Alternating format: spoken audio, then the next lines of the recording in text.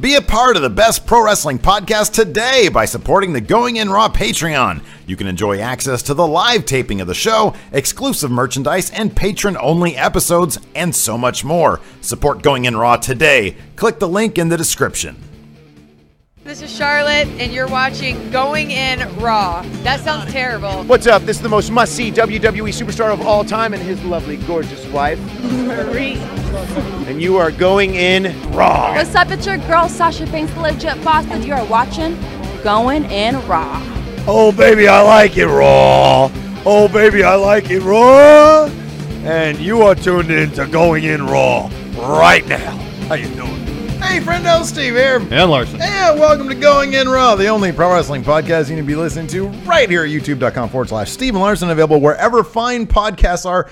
Be sure to hit that subscribe button. And if you're listening to this on an iOS device, please go to iTunes and leave us a rating or a review. It really helps the show out. We're also available on the Patreon at patreon.com/Steve and Larson for about almost 30 minutes now. We had all of our lovely $5 and up patrons here on the live stream, listening to the pre-show, me and Larson power ranking various bands. Their songs, yeah. Their songs. We'll get back to that for the post-show for sure. Yeah, because that's a lot of fun. It is. Yeah, we're also available on Pro Wrestling Tees at prowrestlingtees.com/Going In Raw. We've got a couple designs.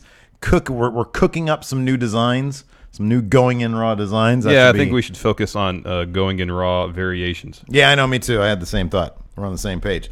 Programming note, this Sunday, if you guys are going to be checking out Hell in a Cell. We will also be checking out Hell in a Cell, so let's all watch it together. You can check that out with us. Yeah. Yeah. We'll be watching it. Camera will be on us. We'll give our reactions live, but at no point will the camera ever be showing, broadcast a single frame of the actual show. Extinguish your mind of that thought. It's not going to happen. 0 frames. We got 0 frames. On a couch, maybe some food, perhaps a beer or two. Right. No point will we ever show Hell in a Cell. Correct. I want to get that out there, out of the way, because people always ask, hey, turn the camera towards the TV. We can't do that. I had a lot of people on the Twitter at Real Going In Raw. I gotta get a little stream deck thing for our social up here, because I forget. Like now the podcast that is not showing up. Yeah. Saying, hey, WWE Network, they're offering me like the rest of the year for free to sign up to be a subscriber, and then after the year, like you can either cancel or keep going. And I'm like, yeah, why do you want to watch our camera go to our TV screen when all you have to do is go to WWE Network? You can probably literally get it for free. Watch it with us. Hey, one of the things that they mentioned in that survey they sent out was theater mode, where you get to watch WWE Network stuff with your friends and it all be in sync. Yeah. That would be really cool for our live stream. Yeah, I wonder how many people you can have in theater mode. Can you have 2,000 people? I don't know, man. Probably not, though. Maybe, maybe not. I don't know. Well, we have a question here from our Patreon chat. Will the camera ever show nudity, asks Brock without the K, Lesnar. That's a possibility. I don't even know what is he referring to? Nudity. I know what that is. Naked people. I understand that. He asks if we're gonna show off our boo-boos or our dingus or our bollocks. Maybe b-hole. I don't know, man. Anything is possible. Probably not. It's probably a YouTube violation. Definitely is. Anyways, what are we here to talk about today, Larson? 205 Live and NXT. Can we just talk about NXT? 205 Live was a hot, steaming pile of crap. It wasn't that bad. Dude, it opened with 13 minutes of Kalisto trying to talk. Yeah, that wasn't the high point of the show. No, it wasn't, but it put me to sleep. I wanted a super kick. I really am firmly behind Enzo at this point, just because of Kalisto. Well, you do know that Kalisto is a placeholder feud. He's not taking that belt from Enzo. This is what I suspect. I sure hope not. This is what I suspect is going to happen. Is they're going to bring in every now and again new people. Yeah, like Kalisto, maybe I don't know who else, a couple other people. Okay, I can't name anybody, but this is my idea, and eventually building is this all up. Confirmed? No, building up to a pretty major debut on 205 Live. Right. It's not gonna be Rey Mysterio. Yeah, and probably not even someone of on that level. But a major player in the cruiserweight world. I don't know who this mystical person. We've racked our brains. This is my dream booking. Johnny Gargano. Yeah, something like that. Okay, or Hideo Itami. Something like that. Yeah, I know, but are they like big enough names to? I think Gargano would be. Well, to us, You think to like the general crowd? Boy, that'd be great. I would love Johnny Gargano. Who better to take that belt off Enzo than Johnny Wrestling? Literally professional wrestling, technical wrestling personified. Roderick Strong. Or him. Boy, I love Roderick Strong. Can really we just good. talk about NXT? Well, let's get through 205 Live. This is the 205 Live So, NXT Kalisto recap. comes We have out, to and do for both shows. 13 minutes, him and Enzo talk. And I wanted to shoot myself in the head. Yeah, Kalisto, he just, dude, if they let him wrestle like he did on NXT, then I'd be pretty much... Well, I thought his match against Daivari was pretty good. Yeah, it was good. It wasn't what he used to do in NXT. It was okay. But he came out to open the show, and he was putting over the cruiserweights. They're all very hardworking. I'm a babyface. Look at me. I got this crazy new outfit. And then Enzo comes out, and he says, "You're garbage." And Kalisto couldn't hold a freaking candle to Enzo's promo skills. Enzo was literally laughing half the time. He was laughing off his promo skills. I don't know. I was not into it. I really wasn't into it either. I'm firmly anti-Kalisto at this point. But Enzo brought out Daivari. Mm-hmm, yeah. So they had a match, Kalisto and Daivari. And it was good. Daivari had a really good showing, especially. He delivered a great spine buster. I wonder. No, yeah, that was good. And then a frog splash, but only got a 2 count. I wonder if the writers from 205 Live have to reconcile with whoever's writing Raw, because Enzo ran down Daivari on Raw talking about Versace.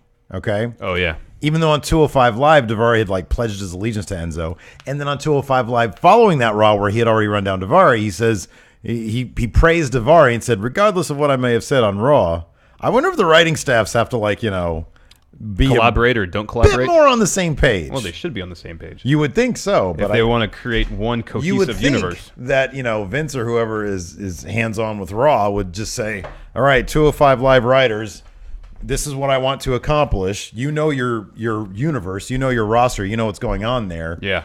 Write accordingly." Yeah. I mean, nobody's writing Enzo anyway, so Yeah, probably not. it'd be good if they just said, "Hey, he probably shouldn't run down Daivari." And he's got to run them all down.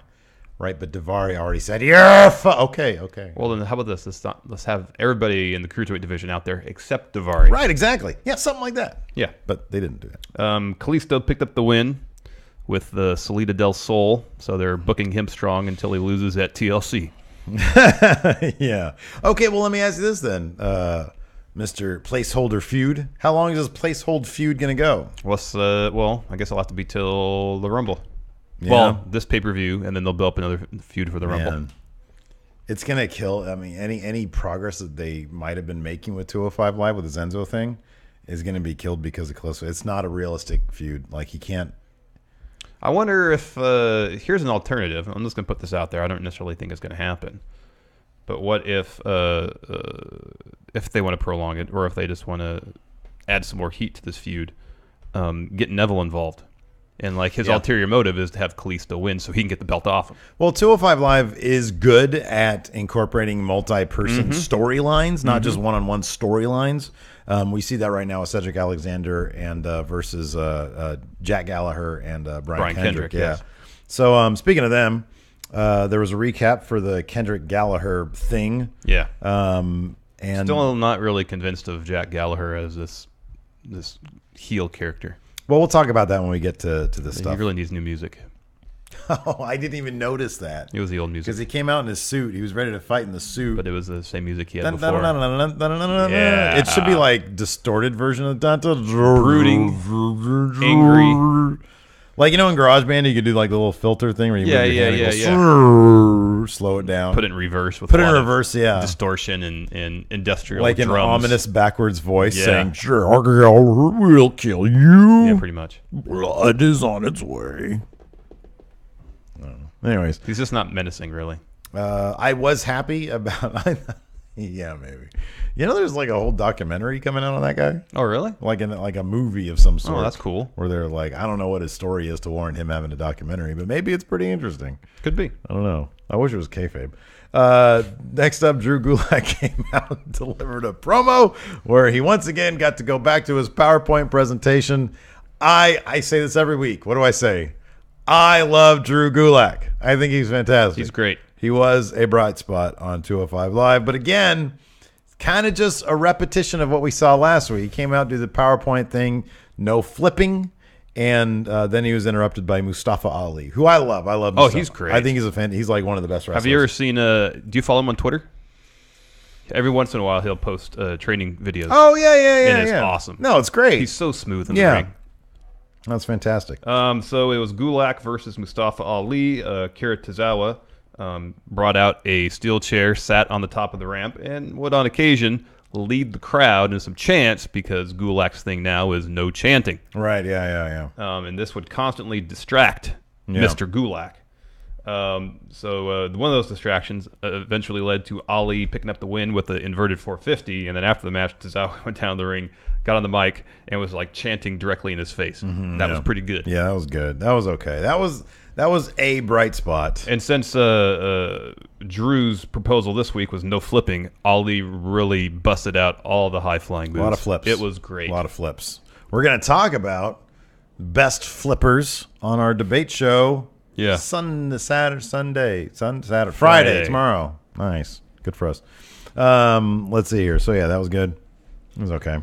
That was good. And then Brian Kendrick had a backstage interview or promo, and he said that he stood with Enzo. Yeah. He supports Enzo now because at one point he was in that position himself. Even though he got called a hobo. You look like a hobo, you schmuck. But then on Tuesday, he was wearing his houndstooth pants, and those are awesome. Yeah. With the iridescent background. I love iridescence. but anyways, I think it's the scarf. What do you think Enzo was referring to? I think it was like the scarves / I mean, I know he's got a goatee. With the worn leather jacket? Yeah, the worn leather jacket for sure. Kind of hobo-ish. There's nothing hobo about Brian Kendrick's wide array of awesome pants. I agree with the pants. He has the thing. best pants in all of wrestling. But, he's just a hobo with good pants. So? Gotta be really careful that you say that. Next up, we had... Oh, yeah. So, during that promo where Kendrick was talking about he wanted to see Jack Gallagher, quote, drink Cedric's milkshake. Referencing There'll Be Blood. You have a milkshake, and I have a milkshake. And I have a straw that goes all the way to your milkshake. I drink your milkshake. Kendrick came out of nowhere and started beating the crap out of Cedric. Cedric, what'd I say? Cedric Kendrick. Alexander came out and started beating the crap out of Brian Kendrick. That was rad. That was cool. Yeah. So we see a new edge. An aggressive Cedric Alexander, and we saw that during his match. I liked this. Cedric Alexander comes down to his to his music, and he's a man seething. on a mission. He is seething. He's a man on a mission. It's great. And Jack Gallagher betrays just a little bit of, I'm freaked out right now. I know. As he's walking down, because he notices that he's not hugging babies and slapping hands and everything. And he's focused on kicking some butt. And Jack Gallagher's like paying attention, like, why is he just walking straight to me? I'm supposed to be the scary one, and right now I'm really kind of creeped out. But he didn't oversell it. I just sort of noticed it. Yeah. Cedric Alexander goes in there. They have a bit of a match, and at one point, Jack Gallagher throws what is he called? What was the name of William III. William the umbrella. The umbrella. And it was a great moment. This is a really good spot where Gallagher goes to retrieve it as he's getting in the ring, and Cedric just stomps on it, holding it down, picks it up, and he's doing this, and the ref is telling him, don't do it, Cedric, don't do it. And you hear Jack Gallagher yell, he has a weapon! Right when he does that, Cedric destroys that damn umbrella all over Jack Gallagher, just annihilates him. It was fantastic. Ref calls a DQ. Jack Gallagher technically wins, but man, he got his ass whooped by William III and Cedric Alexander. So now we see Cedric on the offensive, being aggressive. I like that version of Cedric Alexander. I kind of wish that there was a bit more of a breaking point to lead to this, but I'm not going to complain about them taking the fast track on storylines. Yes. So after the match, Brian Kendrick kind of limps out to the ring, and that's how the episode ends. Yeah. Good stuff. Oh, that's funny. I didn't even notice this. Connor O'Farrell in chat here says, I popped so hard when Drew tried to stop Ali from hitting the 450 on Enzo last week. Oh, yeah. That's hilarious. Yeah, that I didn't even notice that. That's great. Yeah, he had to be convinced. That's so funny. All right, nice. Now we get to talk about NXT. That was quick. It was just, dude, there's nothing. It was all kind of repetitive, man. Like, we got 15 minutes of Kalisto. I know. There wasn't a great deal of story development, but the matches were good. Well, the match was good. Mustafa Ali, Drew Gulak. But the Cedric Alexander, Jack Gallagher stuff was good. Well, yeah, it was okay. That was story development. Aggressive Cedric. It was story development, yeah. Yeah, I don't know. One enough. NXT. Opened up. How do they pack so much? They really do. Dude. And the main event was about a half the hour. main event was a half hour, and they still managed to pack in so much. Yep. Ooh. We kicked things off with Ruby Riott versus Billie Kay and Peyton Royce, the iconic duo. The iconic duo. Oh, man, I forgot. I was loving Nigel McGuinness on 205 Live because something happened. I forgot what it was. I think it was Cedric Alexander when he was going ape shit on Jack Gallagher, maybe. And Nigel McGuinness was saying, "Everybody get out of the way," because they were coming near him, and he ducks down and stuff. I don't know. I thought it was really funny. He was overselling. What was going on. It was cool. Let's see here. Ruby Riott. So this is a rematch of I love Ruby Riott, match man. that happened 2-3 weeks ago. Ruby Riott again takes on the iconic duo by herself. But no, Nikki Cross appears out of nowhere, probably through the crowd, and gets up on the apron in Ruby's corner. Well, the match was going on for a while, and Ruby Riott was actually holding her own. The first big chunk of the match, she was really almost dominating. She was working because it was a tag format. Handicap match. That springboard senton thing she did was awesome. That was really, really cool. That was really, really cool. I was like, God, how did she not kill Peyton Royce just then? Because she landed right on her. So she was, but then the numbers game was too much for her. She wasn't able to get out of their corner. They were really taking advantage of that. And then you see Nikki Cross, that big old weird smile on her face, ooh. She creeps in. Eventually, they come towards her. No. What's her? Ruby got the sort of a hot tag on her. Yeah. Nikki Cross comes in, just starts blowing up both of them, and eventually gets tags back in Ruby, and she gets the pin after kicking Billie Kay. I forget what that's called. That kick. Yeah, I don't know either. I forget. They've never really named it. I think they didn't have a name for it last night. I thought they did. Anyways, I thought it was really cool. I mean, maybe a bit repetitive from what we've seen before, but I'm never going to say no to any of these competitors. A bit of a moment after the match, whereas the first time there's a little nod. Nikki just got off the apron and left. Right, yeah. So there's a little bit of a nod. So I like that.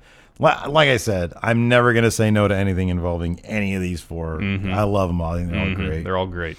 Next up, one of my highlights, awesome. A Lars Sullivan interview. He might be the best promo guy in the NXT right now. He's fantastic. He's great. And his deal is, so he's like a Hulk guy. Yeah. Because everybody's scared of him losing control. Yeah, and he does at times, but he claims that everything he does, he's perfectly in control. What a great gimmick. I know. It's not a job. It's not a profession. It's him seemingly being in control of his rage, but obviously not in control of his rage. And his promos are great because he's so soft-spoken. He is so soft-spoken, verbose, and articulate. It's fantastic. Just a complete walking contradiction. Yep. That's amazing. Yeah, it's really good. That's fantastic. And he looks like somebody out of the 1930s. Oh, he's massive. Huge. He's fantastic. God dang it, I love Next, we had a Zelina Vega press conference as she was walking to the Performance Center. Yeah.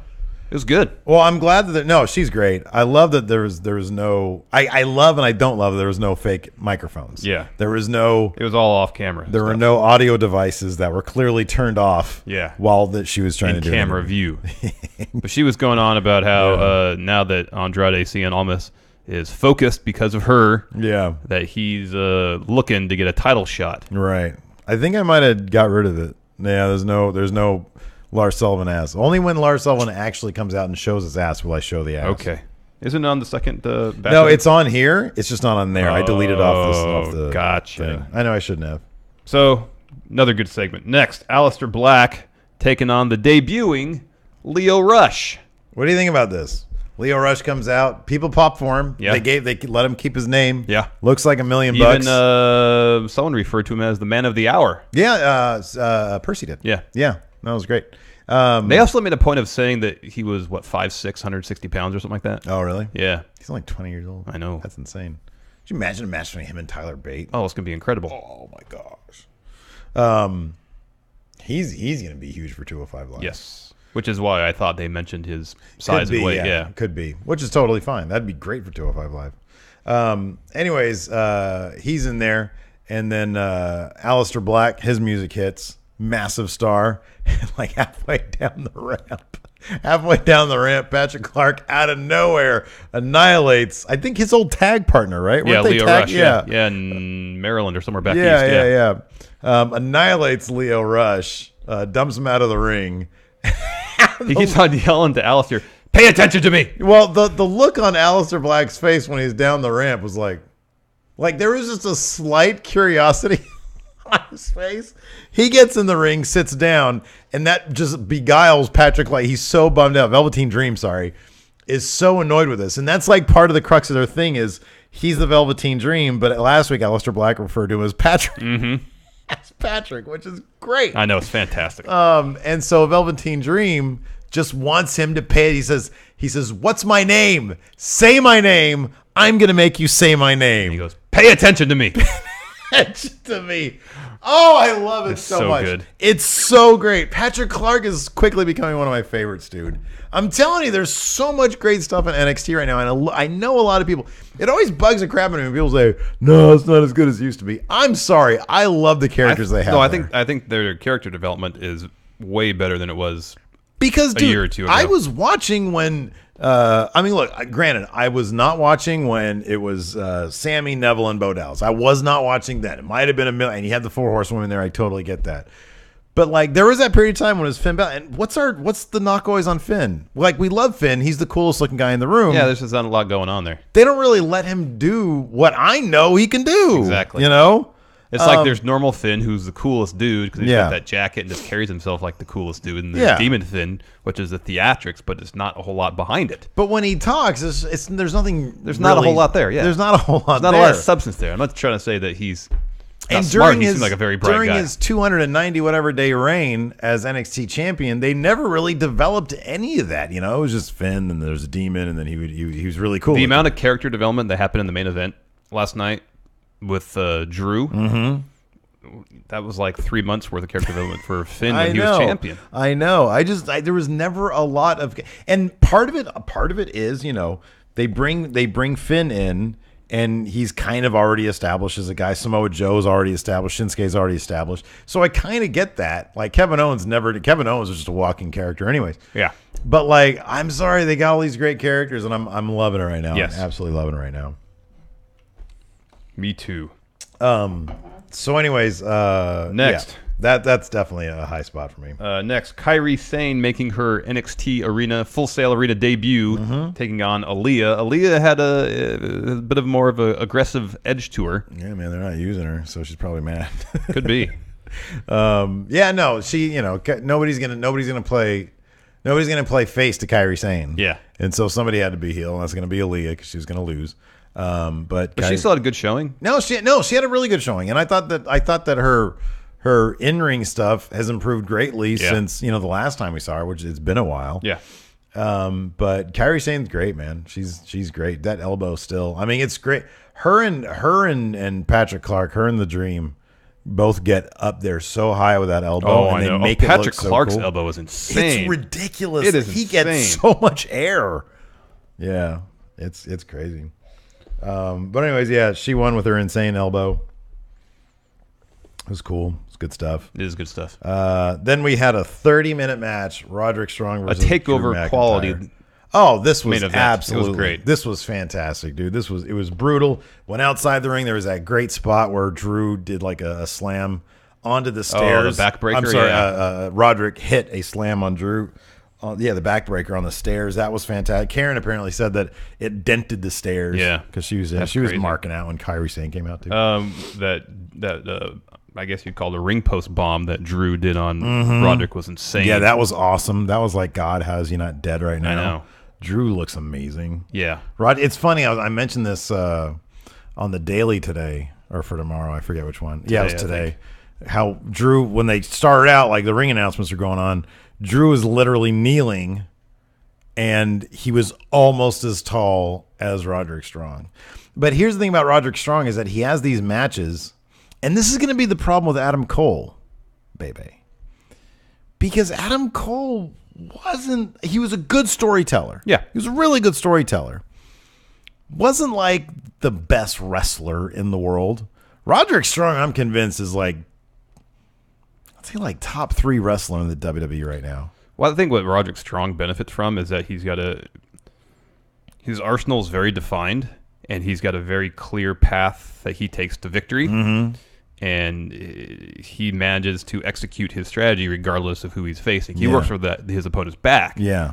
And regardless if his opponent's 5 feet tall or 7 feet tall, seems like he can do it. It's believable. Yeah. Whereas Adam Cole, his offense just doesn't seem as convincing. Yeah. Because like if Roderick Strong starts working someone's back, that's a good way to get a taller man to weaken them is by taking their back or leg. Yeah. Whereas Adam Cole, I don't really see the same definition in terms of his arsenal or his offense. He just kicks and does a bunch of knees and stuff. But like he's not going to do his what was his finisher, the last shot on Drew. He can't do that. Well, if he has him down on a knee. No, his finisher is like a suplex and he drops. Oh, the last shot. Yeah. Oh, no. No. I doubt that's even going to be his finisher. No, I know. I mean, anyways. he did the Shining Wizard on Yeah. Eric Young, but it's kind of disappointing they just did that. Yeah, I know, but I would really doubt they're going to let him do it. That last shot. That's not a WWE approved. Does anybody else do anything like that? I don't know. I mean, it's kind of like a shoulder breaker, brainbuster on your knee. Yeah. I mean, he's been doing it for a long time. I'm just saying because Drew is so massive. I know, but that's kind of the thing also is that they have to be smart enough to be like, all right, half of our roster. Here's the thing. Any big name you bring into NXT, and I totally get that we've said a million times it's not realistic. It's not realistic. But you need to develop their arsenal to the point that they could get in there with. And I always look up to the biggest guys, Brock Lesnar, Braun Strowman. It has to be at least kind of conceivable that you can hang with them in some manner. Yeah. Because why else are you in the WWE? Yeah. If you can't, then it's not realistic. Like, why are they bringing you as a big name? Like Leo Rush is not going to matter because we know that Leo Rush isn't going to have like universal. Look, he's only 20 years old. So there's like the entire, but at this stage, they don't have Universal Championship aspirations for him. Aleister Black is believable. Oh, yeah. Drew McIntyre, obviously, super believable. Adam Cole, they bring in as a huge name. You have to make his arsenal at least believable that he can hang with those types. I feel like it would be beneficial for him to add about 10 pounds of muscle.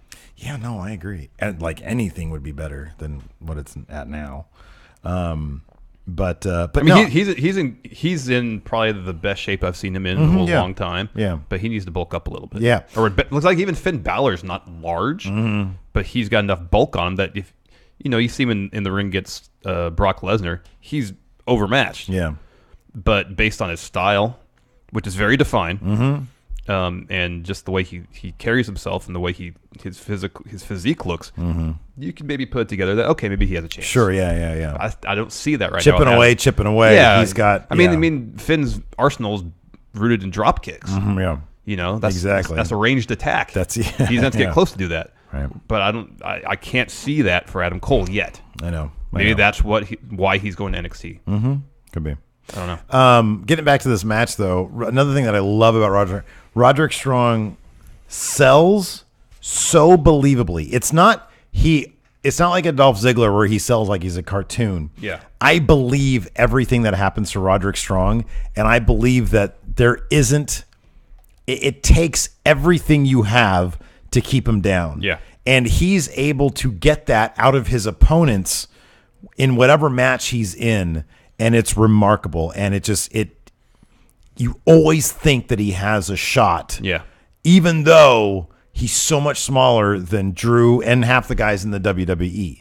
And I love it to death. It's so like every time I watch the match, I'm like, every time he opens his mouth, I kind of cringe because he's not a great promo guy. He's kind of dorky. But man, I'm sold so hardcore in his wrestling. His style is great. His pace is fantastic. And yeah, his pace, his style, his selling. His in-ring storytelling is really good too. That's all character enough. Yes. Like he can talk, he can not talk. And that it kind of elevates his promos a little bit because it's like, it's kind of a Dean Malenko thing. Yeah. It's a little bit like a Dean Malenko thing. Yeah, that's a good comparison. I was thinking that when I saw the end, I was like, man, this is like a freaking Dean Malenko thing. Yeah. So the finish of the match, Drew hit that ring post bomb. They wrestled a bit more, and then Drew got him in the future shock, and he dropped him. He kind of held on to him for a little bit, and then he got in position for the Claymore, and he acted like he was hesitant about doing it. But he I knew, love that but spot. he knew that's what he had to do to keep onto that belt. And that also goes a long way towards Drew. You know, I mean, Roger. it was like he's saying, "I'm sorry, I have to do this." You're right. That's exactly what it was. Because there's like, and maybe I'm reading into it, but with Drew, there's always a little bit of delight in anything Drew does. Like you get the feeling that he's delighted to be there. Yeah. And so it's like he doesn't want this battle to end. Not just I have to finish off Roddy, who I respect the hell out of, but I'm going to, but also this is what it's all about, and now I'm sad that I have to do this and finish it. Mm-hmm. You know what I mean? Mm-hmm. So that's how I read it too, and I freaking love that. Yeah. I absolutely love it. It was a half-hour match. It was good, and it was like you said, takeover worthy. It was fantastic. So after the match, Roderick starts going up the ramp, and he is met by the Undisputed Era. Adam Cole gets in his face. He backed up into a hug, or into an arm being slung. He's like backing up because he's mad that he lost the match, but he knows that he gave it his all. And then Undisputed Era like sneaks out there. They're so tiny that you can't even hear him walk. You can't hear it because he was surprised. Like he puts there, he's like, "What the hell?" Yeah. It's like, "How are you so quiet?" Yeah, that's why you weigh 130 pounds. And Adam Cole's in his face and saying like, "You know where you belong." He's like, "Hey, we need another little guy." Yeah. So yeah, we're not going to talk about the next set of tapings. Our daily episode that went up today already discusses involves it, and we give a full spoiler alert. So we talk about where we think that's going to go. It's NXT is one of the things. Like we even have a question on our questions thread that I literally responded to in writing on the Patreon there, because when people say, "Hey, NXT is the unique show where we can't really say, well, where do you think this is going to go?" For the most part, simply because we know where it's going to go. Especially because when we record the show the day after it's a TV taping. Exactly, the tapings have already happened, so we know some of the spoilers. So we're not going to get into that because, like, it's not fair to speculate. Some people just like to watch it the way it is. Yep. And even I I didn't read all the spoilers. He told me some of them. But I do like to be surprised as much as I can. Yes. Like I don't want to know any spoilers about Aleister Black Velveteen Dream. I don't want to know. I'm thoroughly entertained by that stuff. So, but it's funny. I knew about the Leo Rush thing. Yeah. I just didn't know.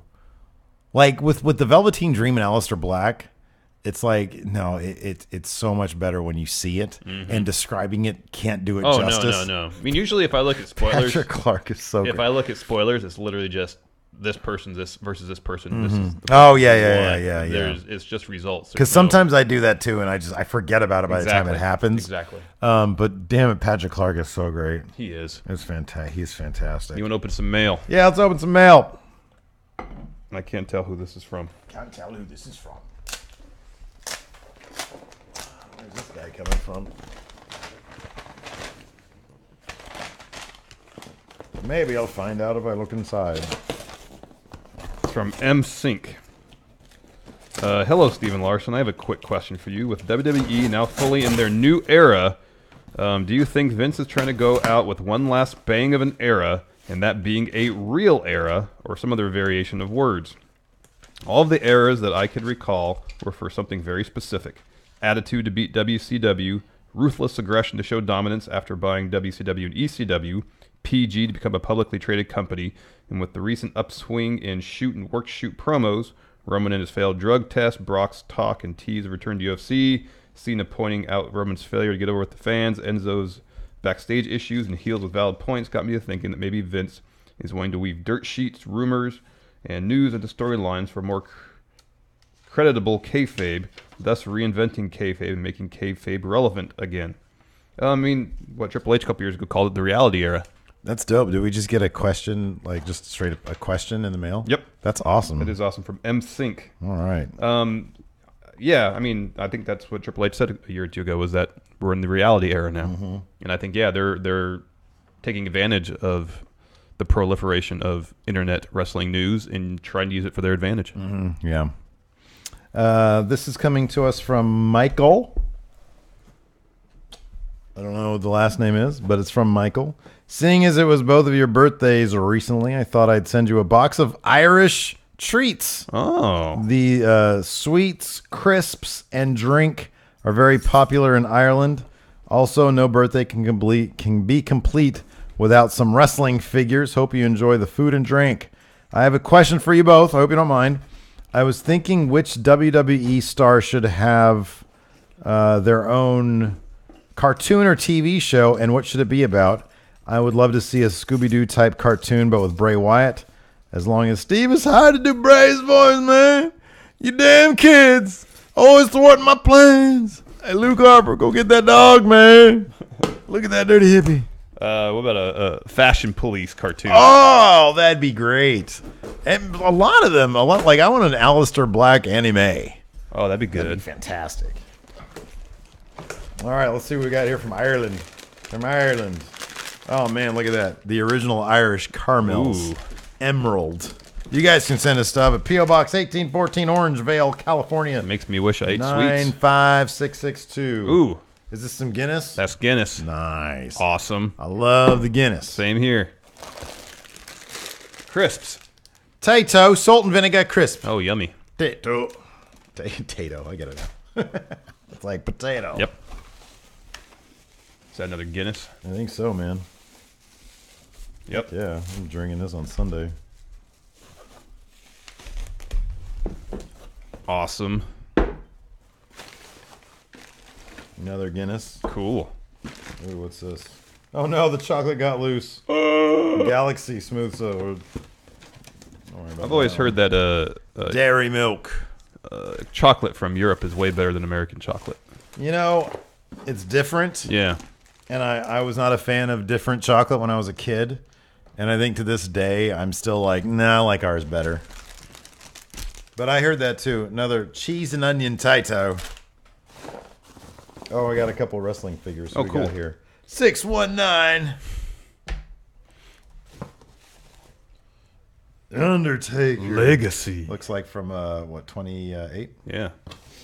That's actually a pretty good Undertaker face. And then, John Do, Cena do, do, sucks. do. All right, we got one John more Cena. from... Thank you, Michael. Thank you very much. David Fishkin. Would you like to read letter? Oh, look at that. Got an Oscar mask. Oh, wow. Look at that. That's rad. And a Mick Foley pop figure. Nice. He's going to go over there. Read letter. People are going to be in the comments. What? Oh. Read letter. People are going to be in the comments. Why'd you open that? It's worth like $100. Hey, friendos. David Fishkin here. Wanted to show my appreciation for the many hours you guys spend bringing all us friendos entertainment and wrestling fun. I went to my first NXT live house show, cool. and it was a blast. I bought myself a few souvenirs and figured you could use more decorative things for the Going In Raw daily set. So inside is an Aska mask. Hope you all have a nice day as well. Too sweet to Steve, and a handshake for Larson. Try a chip or crisp. All right. It's very mildly flavored. Very light. Which one is that? Salt and vinegar. Oh, I love salt and vinegar. That's good stuff. It's very light. It's not Nice. overly vinegar flavored. Nice. Beautiful. You want to answer some questions? Sure. All right. CM Punk finds it insulting. Would casual fans like the main roster product better if it was booked similar to NXT with a heightened focus on the wrestling and allowing performers to wrestle their own style? Or do casual fans not care that much about the wrestling and prefer backstage segments and in-ring promos? Casual fans? I suspect casual fans would be in it more for the personalities and the stories. That's my suspicion. Agreed.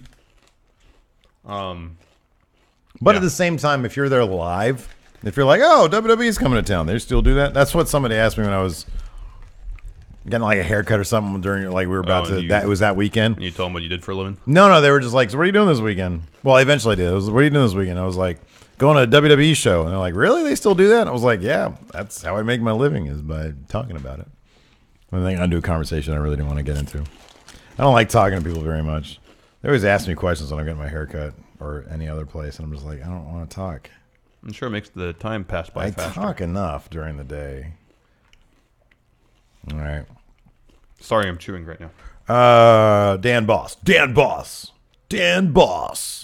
I haven't said Dan Boss's name in a while. Huh? Been a while. Hey, Dan Boss. He says, obvious question, but how excited are you guys for Triple H to be in charge of War Games? Hey, got a great idea, Dad. Very. I want to bring back War Games. What's that? Said, well, you got a bunch of different... Really? You don't know what that is? It's WCW. I find it funny that you know what it is, Vince. There you go. Dad? Yeah, I'm very excited about that. And Triple H seems very excited about it, Yeah, which is he what does. matters. He's going to be like, all right, here we go. Step 35. You're going to come off the cage, and then you're going to go into the second ring. Are you guys writing this down? Well, there's only one cage.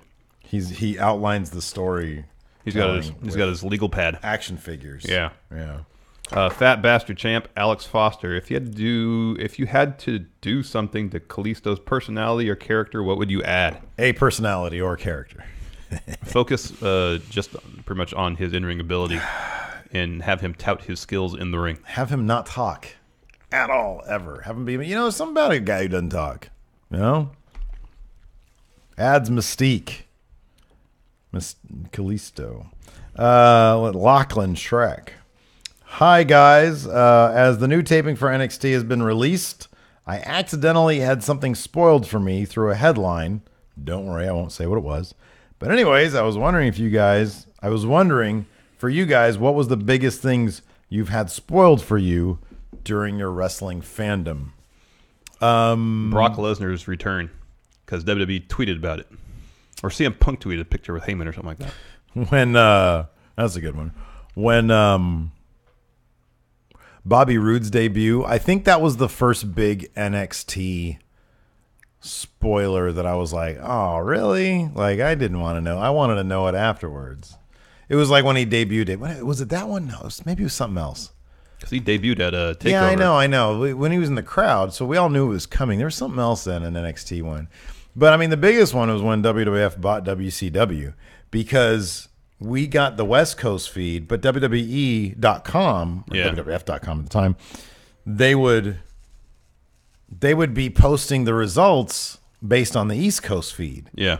So, instead of trying to actively, because we never figured, we were just like, oh, what's the latest on WWF? We'll go to WWF.com on a Monday afternoon, and boom, there's Vince and Shane on the Nitro set. They did the split screen thing, and it was a huge markout moment because it was like, oh my God, that's mind blowing. That makes me want to watch even more. And so I wasn't necessarily disappointed by the spoiler, but it was definitely a spoiler. Also, WCW spoiling Mick Foley's title win on Nitro. Yeah, there's that too. Discord Club predictor Tyler Farrar, power rank. Pow, pow, pow, pow, pow, pow, pow, pow. The next 5 superstars to join the ranks of 205 Live. Now, this is just people that are going to go there soon, or people we want to go there, period. I appreciate that Thayer Thabata responded. And number 4 was Adam Mayhem. Yes. Chaos on Claude Avenue coming up soon. Saturday. Is it Saturday? Saturday. I think it's on Watt Avenue. Yeah. So let's just do Chaos on Claude Street. 5. I really need to make a shirt for Chaos on Claude Street and wear it to that particular showdown. 5 people that we want to be on 205 Live. Not necessarily people that are going to... There's a couple here. The top 3 are my top 3. Yeah, Johnny Gargano, Leo Rush, and Hideo Itami. And I'd also include Tommaso Ciampa. Oh, I wouldn't... If Gargano's going to go there. I know, I've seen Ciampa's ability to bulk up and be a heavyweight. Yeah, dude, he's a heavyweight. In my mind, he's a heavyweight. In my mind, Gargano's a small guy. Well, he is. Yeah. How tall is Ciampa? Oh, probably like 5'10". 5'9", 5'10". Boy, that's small. He's shorter than Adam Cole, baby? Maybe, I don't know. Let's see what internet says. Internet says 5'11". Kyle O'Reilly. I would doubt that they're going to break up Redragon or the Undisputed Era. But if any of those 3 guys were to go to 205 Live, I'd love to see Kyle O'Reilly Ciampa there. is the same height as Adam Cole. They say Adam Cole's 210 pounds. What? I know. That's not true. How much do you think he weighs? Look at me. I weigh 165 pounds. You think you're taller than Adam Cole? Well, he's built a 5'11". I'm 5'10 and a half. So we're roughly the same height. You're probably the same height. We've seen him in person. We've seen him live in person at that PWG event we went to in February. I'd say he's got 10 pounds of muscle on you. So 175-ish. Yeah. Yeah. Yeah. Yeah. That sounds right. Yeah. Because he has some pectoral muscles. He also has, I'll give him credit, he does have some thick thighs. Yeah. He has some muscular thighs. All right. But his arms, especially on this week's episode, looked about the same size as mine. I know, man. I know. He looked like a CalFit fitness. I say fitness guru. I just mean fitness instructor. You know. That guy asks, will Cassius Ohno be WWE champion when Triple H finally And takes Sarah over? Thabata has the correct answer. Oh, no. Oh, no. I would love it. Don't think it's going to happen. I don't think Triple H is such a mark that he'd do that. I would love it. I would love it. Not going to happen. Mid-card though. champ seems maybe more likely. Oh, he'd be the greatest U.S. champion, dude. The Oh No Open He Challenge. could wear his 92 Dream Team jersey The Cassius as U.S. Oh No champ. Challenge. Yeah, there you go. That's perfect. Connor, say yeah. O'Farrell. Can you power rank Pow, pow, pow, pow, pow, pow, pow, pow, pow, pow, pow, power rank. the NXT superstars who you think will be going up to Maine before the end of the year in the order of likelihood they are going up? Thanks. So who is the most likely? Oh, Authors of Pain, number one. Authors of Pain are going before the end of the year. Yes, for a couple of reasons. Yeah, they're definitely number one. By the end of the year? Yeah. You think there's going to be 5 by the end of the year? No. Neither do I. I'd be surprised if there were 3. Well, okay, you can send... Let's take Asuka out because we know she is for sure debuting. Yeah, she's already out. The only real shoe-in seems like Authors of Pain. Yeah, I know.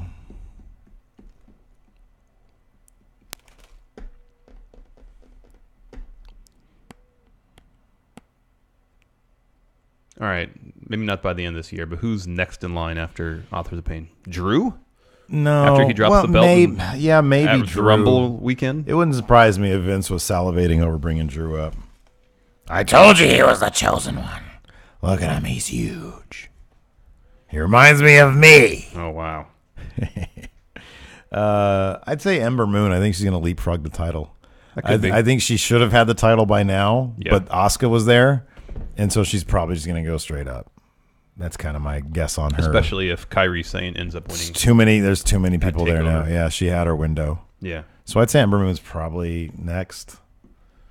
I could see them doing something weird like sending Heavy Machinery straight up. Because, like, what else are they really going to do in NXT?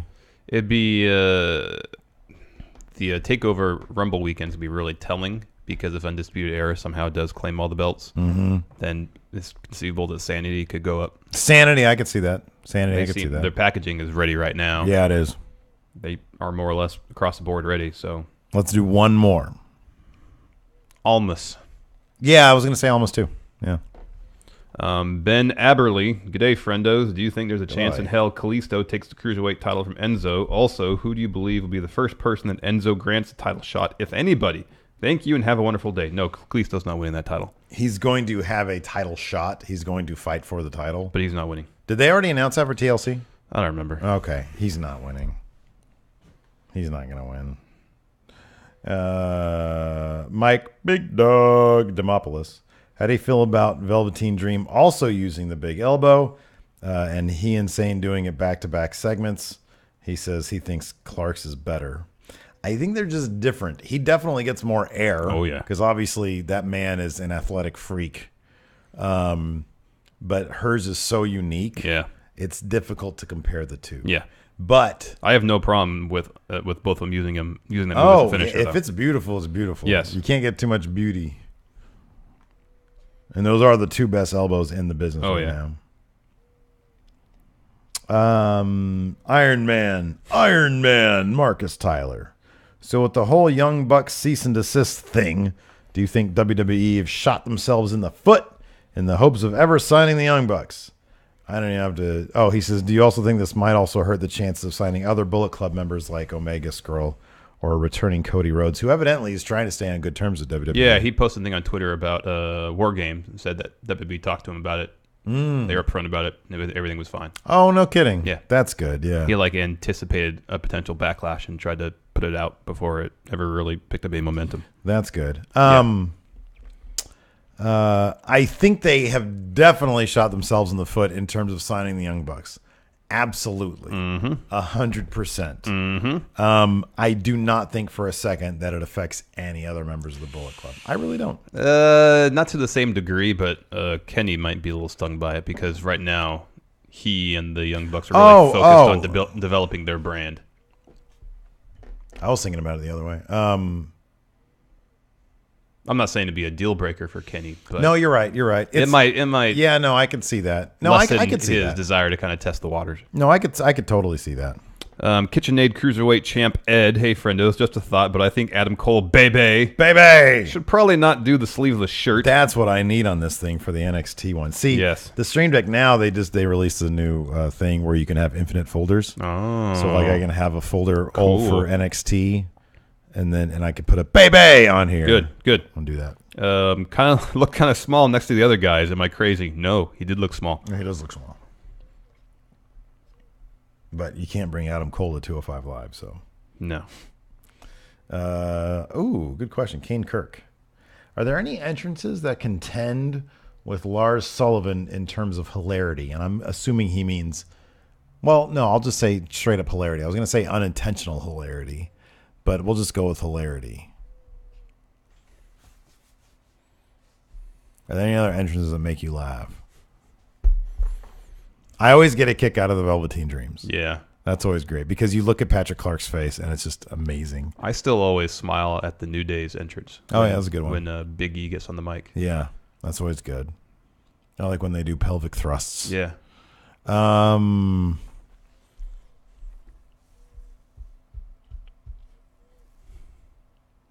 on, I'm running down some other ones. I don't know if an entrance has made me laugh harder than HBKFC of late. HBKFC. Oh, that's great. Oh, goodness. Another good question from Kane Kirk. With the abundance of three-man teams in NXT, do you think WWE should take a faction versus faction concept in storylines like New Japan rather than the tiresome heel versus face storylines?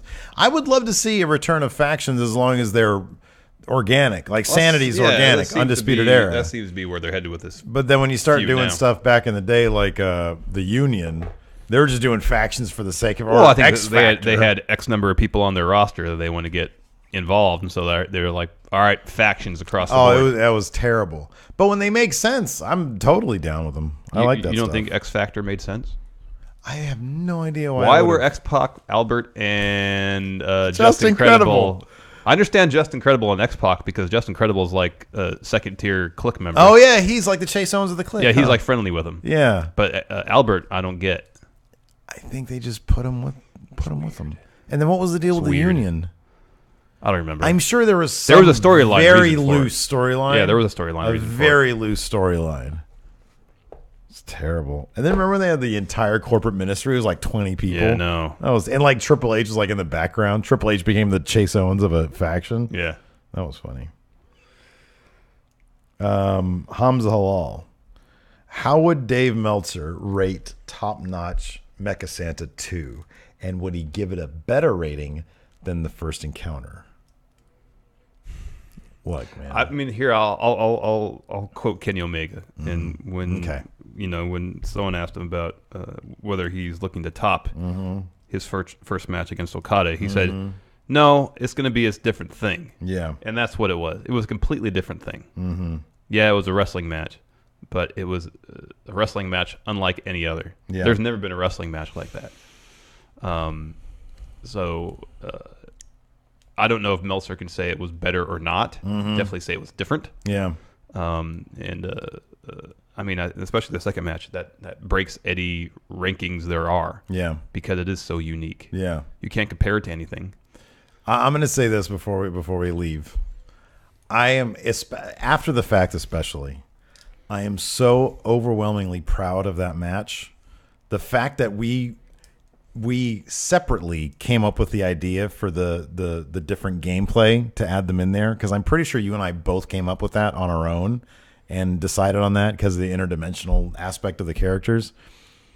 And the ending, which couldn't have played out better in terms of the monitor being there, the power bomb. Yeah, the drama of the whole thing. The tap out. Me losing my mind. that entire thing, and the fact that we had like 250 people watching live, and that is honestly the great thing about doing live streams is like the live reactions to people, or that people give, and understanding like your audience as it happens and what they're into and what they're not into. I say this with complete and absolute certainty.